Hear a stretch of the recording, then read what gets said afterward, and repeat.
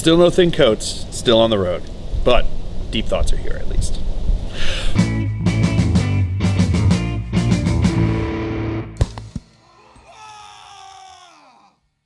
Welcome, ladies and gentlemen, to another Glacial Geek Deep Thoughts Thin Coats with me, Phil the Glacial Geek. Today I'm still coming to you here from Long Island, New York, where I am still at home on Thanksgiving break with my family. It's been nice. I actually got in a game of 40K with some friends here that I didn't record, that I just posted out, I think, one Facebook post about it, and I had a ton of fun. I had a blast. It was the first time I've played a game that wasn't either in a tournament or being recorded in a long time. It was just for fun. You know, hanging around, BSing, and just shooting the shit with the friends, and just rolling some dice and having a good time. It was a lot of fun. It was a ton of fun. So I really enjoyed that. It really kind of, every once in a while, you kind of need those games to like really reinvigorate your love of just the play in the game. And I have fun doing my battle reports. I have fun going to tournaments, but every once in a while, you just need one where it's literally just for fun. There's nothing that makes a difference. You're just having fun with friends. So. Yeah, that was a blast. I had a really good time doing that. I played that actually at Brothers Grimm in Selden, New York, which is a ton of fun, which is a really cool place, really nice store, and had a good time with that. But yeah, so that's what I've been doing there. Today, I am here going to be talking to you about what I feel are going to be the effects of Chapter Approved, the new book coming out from GW, or I guess, yeah, coming out, I guess, this weekend. It's going to finally be in from GW that's coming out with new rules, new points. It's got some stratagems and some warlord traits for all the different armies that don't have codexes or that aren't going to soon have codexes, and some changes to match play rules, and along with a bunch of different missions and things like that. So I just want to talk about kind of what I think the effects of Chapter Approved is going to have on the game of 40K, both from a competitive standpoint and also from just, you know, 40K in general, any kind of game that you're going to be playing with your friends. I guess the first thing to start with is that Chapter Approved is going to have the effects that it's going to have on the game of 40K is greatly going to depend upon how you play the game. If you just play open war games, you just play with whatever your models are, you kind of just don't care about it, you're just using the base rule set, there's not going to be much change. There's going to be very little change to the game based upon Chapter Approved. And if all you're doing is using the rules that you have for your armies, you don't care about points, you don't care about anything like that, then it doesn't make any difference, really. You could just go out there and you play with whatever you have. This is not going to change anything, because they're not changing the power levels of units, they're just changing the points, and it's specifically designed to help balance out the more competitive style of play, the more match play games that you're going to have. So at the tournaments and the games like that are meant to be considered more of a competitive game, as opposed to just two friends having a blast in the garage. So I think that if that's your style of play, if that you just play the open war games, I mean, it's just open war, it's not going to make a big difference. But anything beyond that, I think it's going to have a pretty big impact.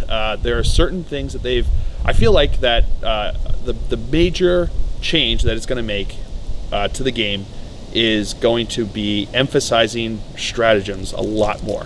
The last deep thoughts that I talked about why I think that cheap troop choice heavy armies are doing well in this edition as their codex come out is because of their ability to garner a lot more command points and thus get to use a lot more stratagems, and having the stratagems to then use when they have their codex come out.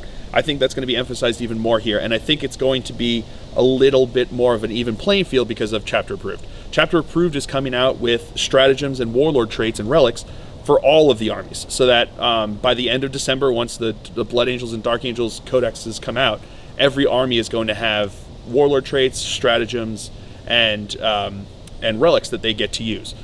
It's not the final list of stratagems and warlord traits and relics that all the armies are going to get to use, but they'll have some. So you're going to have more than just the base ones that everyone now has from the base rulebook. You're now going to have access to specific stratagems for your armies. For instance, Gene Stealer Cult are going to be able to go back into the shadows for a command point, which is something I figured they were going to do once they established it. But that's pretty awesome. I think that's going to be a lot of fun getting to do that. I think it's going to change kind of the way I do it. So now I can run a battalion easily in 2,000 points with my Gene Stealer Cult, and now have access to be able to jump units in and out of shadows which is what made them so strong in 7th edition. Now I can do it, and I'm going to have all the command points with which to do it. So I think now what they're doing is they're emphasizing your ability to create some of those larger detachments, so the brigades, multiple battalions, things like that, that are enhanced by having a lot of troop choices. You know, previously the way they had match play rules, if you finished placing all of your armies, all of your units down, you went first. That made it more conducive to running elite armies. Running armies that had very few drops, had a lot of transports that you could kind of pile on drops with, things like that of that nature. But now, because it's now only giving you the +1, which is, I mean, a lot of people have been playing with that for a while now, but this is now going to be official with chapter approved, so you're going to see it a lot more in a lot of other tournaments that just play by the specific rules, not ITC, not anything kind of house rules. It's specifically there now that you only get the +1. It means that just because you spend more time placing your units, so if you have a brigade's worth of units to place, odds are you're not going to beat a Grey Knight spearhead detachment in placing units. But now you're just at a -1, you know, your opponent gets +1 to that roll off. So it's not impossible for you to go first, and you still have, I think they still have the, you know, the seize the initiative. So it makes it less important to finish placing your units first. I think it makes it more conducive to you then building an army off of not finishing first anymore, but now about getting to enough command points from your army in order to use the stratagems that are going to be available to you. Along with that, they've also now instituted, you know, the boots on the ground and the objective secured for all troop units. So all of those things mean that it's more more conducive to creating armies that are heavy on troops and thus going to garner you a lot more command points. And now everyone's going to have stratagems that they can use those command points for, and I think that's going to be the biggest change, is that the list building is now going to be, which, I mean, Guard were already doing it, I think Chaos were already doing it. We're designing lists and designing armies that utilized a lot of their own troops, a lot of their forces to get command points to use stratagems with.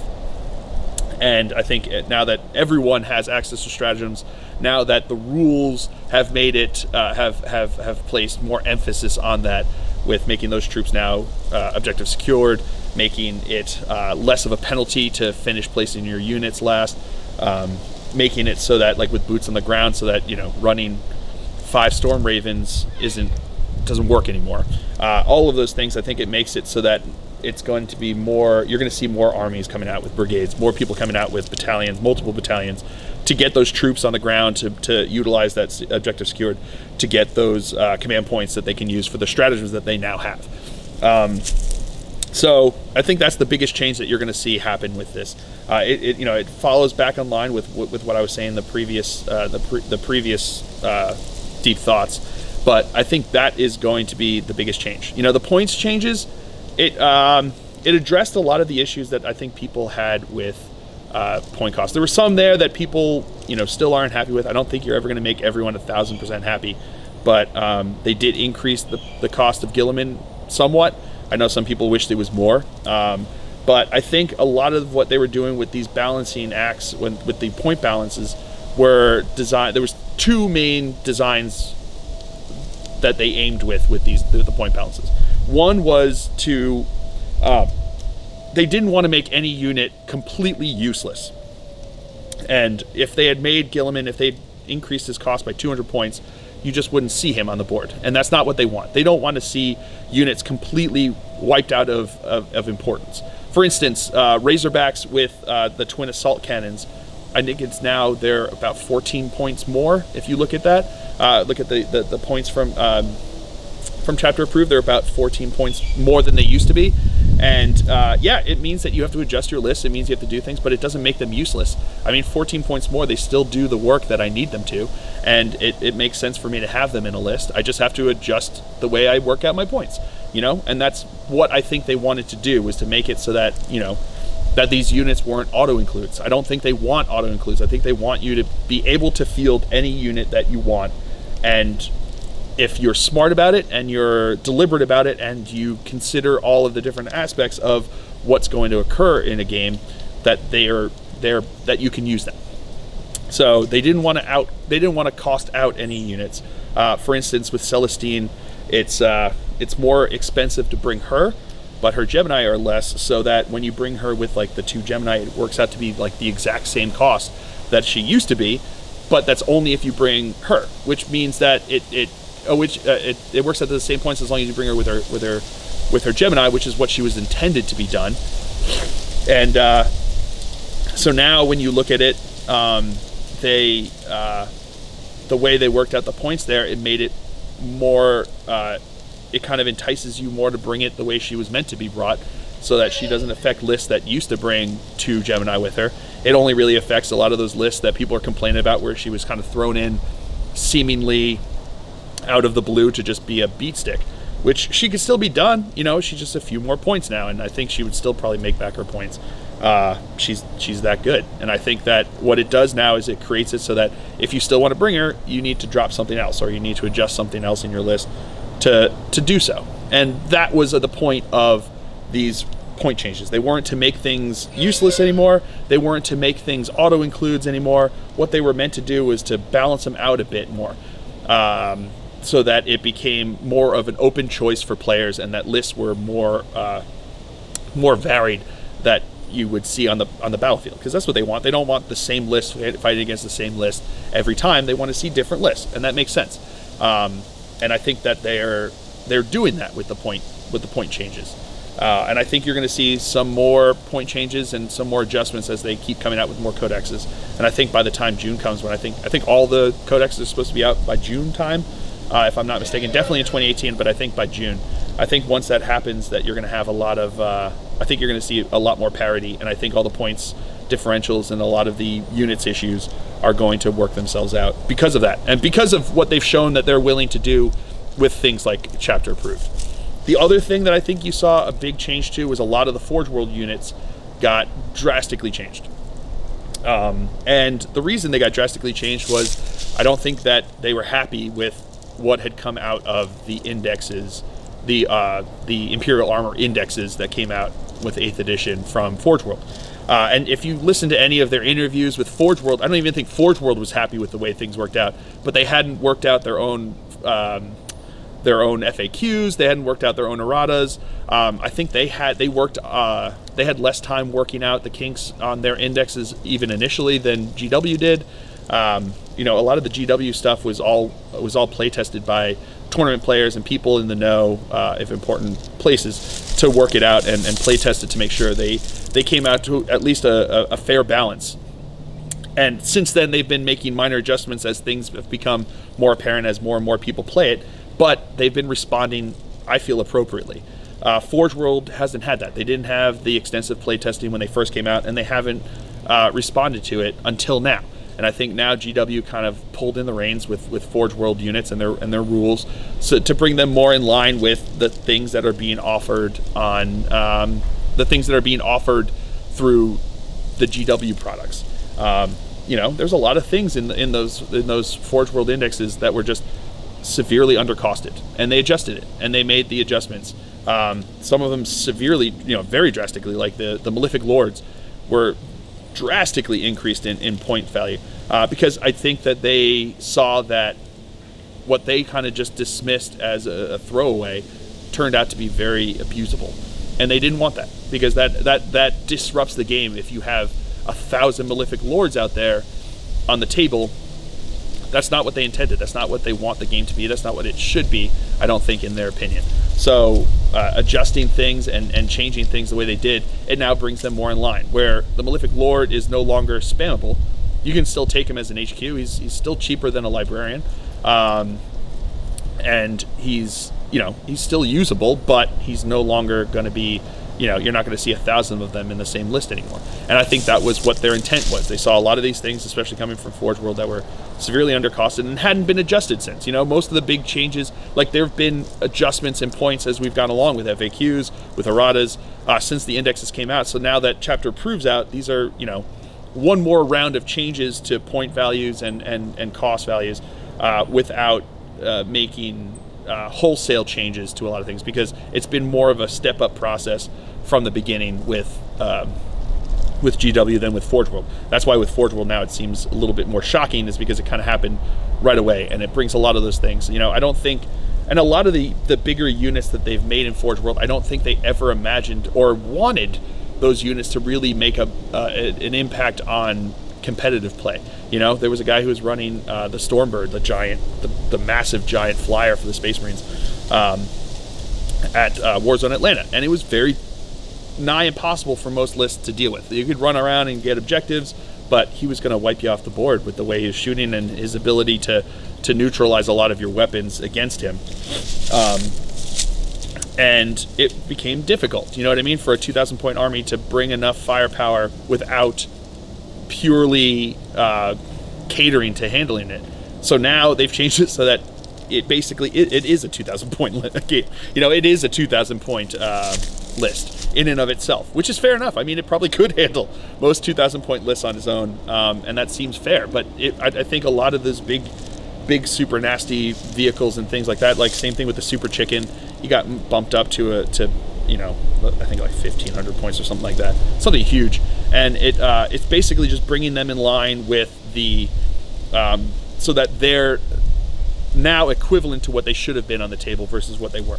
Because I don't think Forge World really didn't give it the same consideration, didn't give it the same forethought, didn't give it the same testing that GW did. And now I think GW was finally like, listen, you got to bring it in, you got to reel in the reins. So they brought him in, and I think they did a good job. I think, you know, nothing that I saw there was, I mean, you're always going to have people upset about the way certain things happen, but looking at the points, there was nothing there that I thought didn't make sense. There was nothing there that I thought now I was super angry about. There was nothing that I was left you know, wanting anything more than just like selfish reasons, you know, if I'm being honest. I think that most everything got handled well, and that people will still bring those units. I think they'll still do well, but their lists will be adjusted accordingly, and I think that's fine, and I think that's the way it should be. And it makes me pretty excited that GW is doing that they're paying attention, because, you know, in previous editions it comes out in the index, and all of a sudden if it turned out to be something ridiculous, you had to deal with it until the next edition came out or the next codex came out, which would be, you know, nigh never. So now that they're responding, it makes it a more dynamic game, and it means that we have to pay attention more. But I think that's, I mean, if you're going to be going into friendly games, I mean, it doesn't make a difference. If you just keep playing with whatever you're playing with, GW is not going to come knock on your garage door and make you stop playing if you don't play with the new point adjustments, if you don't play with the new way of playing. They don't care. You can play the game however you want to.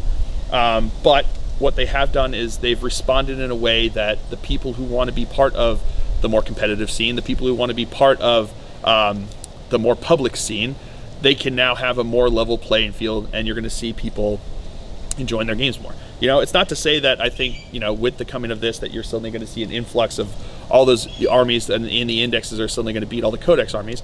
I still think that a lot of those index armies are going to have to wait entirely, you know, to really show what they're going to be good at and to show how they're going to play in the competitive scene. They're going to have to wait until they finally come out with their full codex. But I think they're going to be able to hang in there more. You know, a lot of people are complaining about how it's just like you go in and you just get beaten horribly when you go in with an index army and going against a codex army. I think now it's going to change a bit. I think it's going to be a little bit more even. I'm not saying it's not going to be an uphill battle some of the times, but it does mean that you're going to have the opportunity to try things. And I think that, you know, I'm excited to see what the new warlord traits and stratagems do for my Gene Stealer cult and my Death Watch, you know, because I think, you know, unfortunately, I think those are going to be two of the last codexes to finally come out, but it'll be interesting to see, and it'll be fun to be able to utilize them, because, I mean, I still enjoy playing them, and I think that they're fun to play from an index, but now I think they're just going to be a little bit more competitive, which means that the games are going to be a little bit more closer, and therefore a little bit more fun.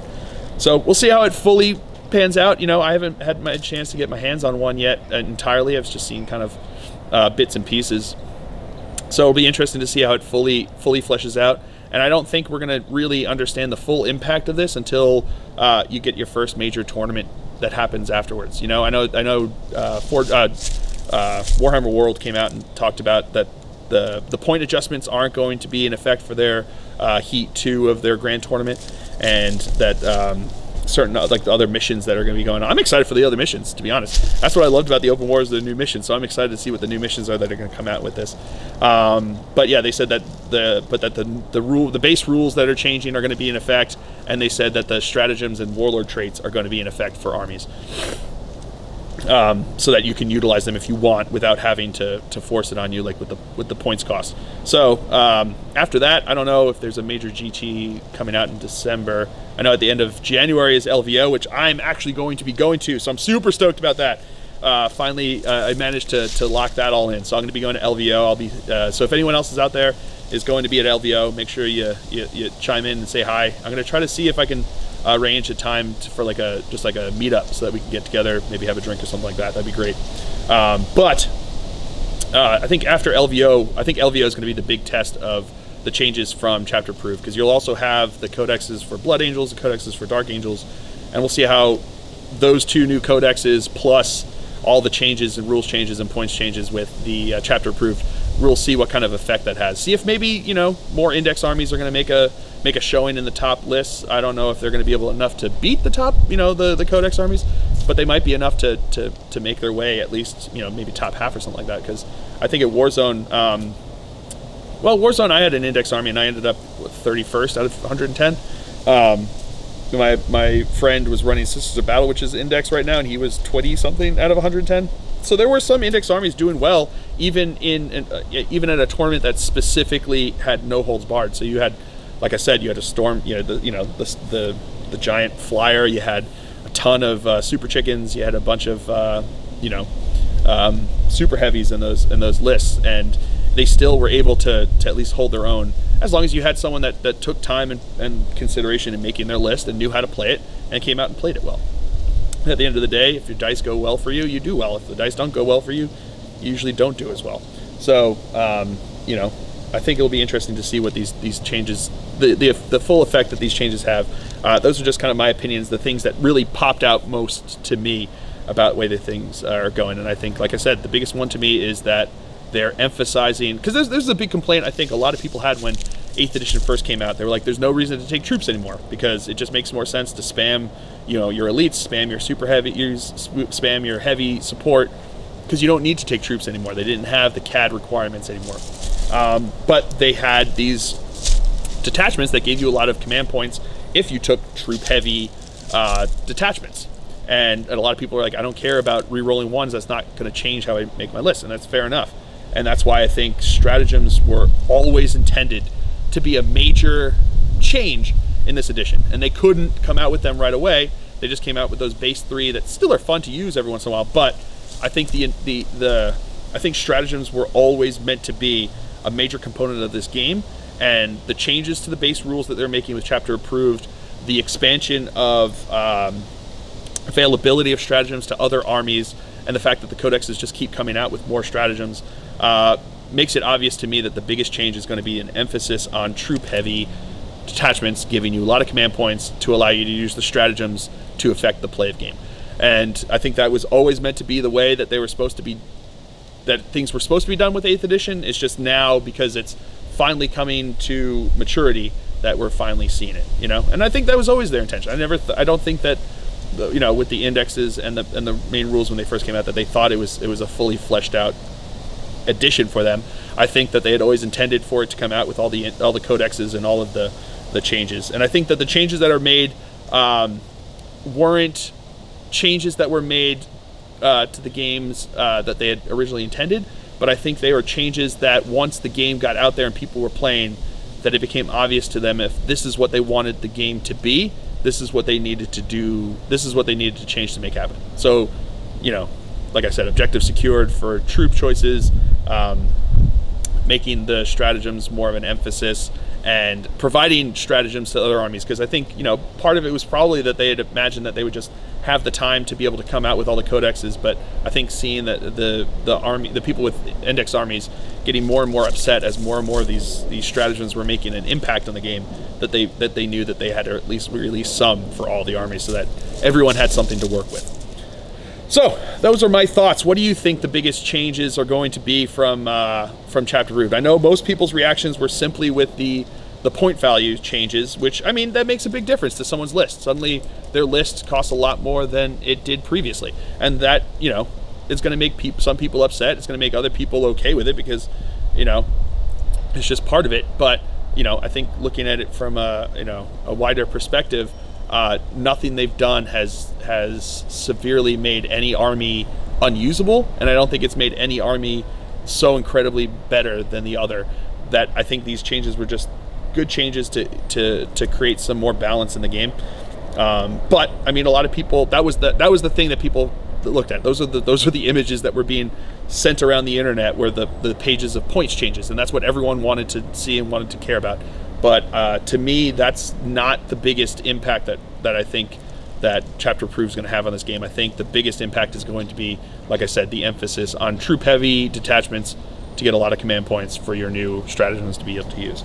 But let me know what you guys think. What do you think the biggest change is? What do you think the biggest effect is going to be on the game? Is it going to affect your game? Do you plan on going out and getting it? Or do you not? Are you just going to kind of let this one pass by and just use whatever you're using in the, you know, in your garage or your friend's basement or your living room, wherever it is? Or are you really intent, or do you really like the new changes that are coming? Does it make you excited to try to change your list, to see what it's going to change your friends' list, to see how your army is going to show up on the battlefield now? So let me know down below. The conversation, keep the conversation going. We also have a good conversation going on over in the Discord.